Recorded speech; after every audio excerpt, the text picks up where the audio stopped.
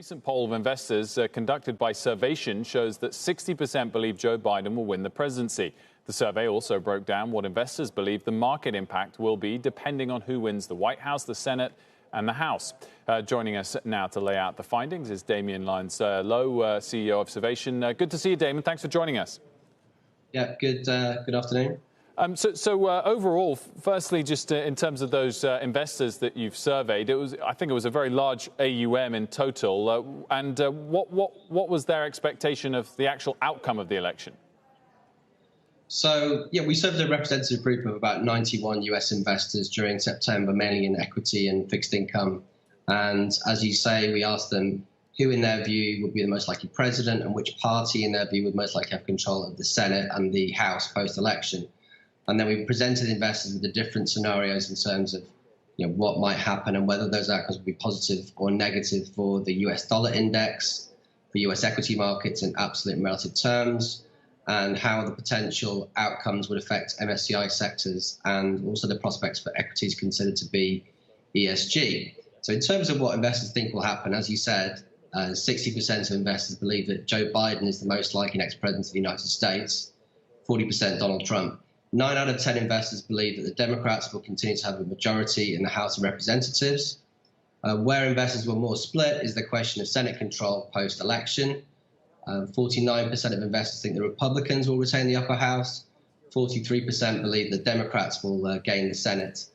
9% think of a tie. Now, in terms of what will be the reaction to those things, in terms of investor responses to the different scenarios, so let's focus on the three deemed most likely. One would be a status quo result where the Republicans win the White House, the Democrats retain the House majority, there's a Republican-controlled Senate. That was considered to be neutral for the dollar, very bullish for equities, plus 34, bullish minus bearish.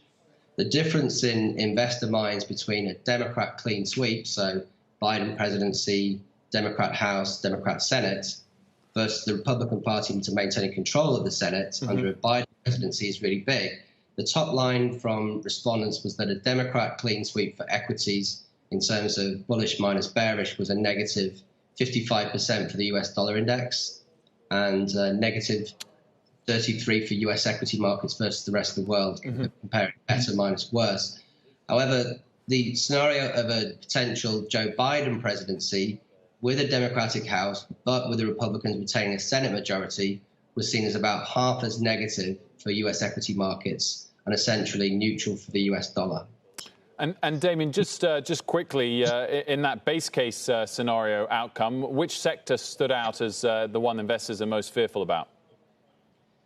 So, I mean, in terms of most fearful, so it's the Democrat clean sweep that has the most fear in terms of investor minds. So that is perceived to be minus 67% bullish minus bearish for energy, negative for industrials and materials and so on. The exception to that being ESG, so not an MSCI sector as such, but stocks perceived to be ESG names are the only group that fared poorly under Trump doing well. In terms of the Biden clean sweep, if Joe Biden wins the White House and the Democrats retain the House and the Republican Party retain the Senate, it's seen as much less negative for energy, for example, minus 34% versus minus 67% if there's a Democrat clean sweep. I think it's just worth noting that while investors are digesting the prospect of a Biden victory, 40% of investors in the survey do expect a Trump second term. So these investors were also more likely to believe that a Biden victory would be negative for the dollar and equities generally.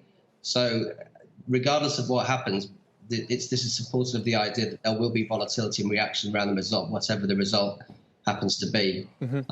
So I think that's definitely worth noting that there's still quite a lot of investors out there that believe that the events such as economic bounce back, potential COVID vaccine, the debates, etc., may well change things in terms of the polls.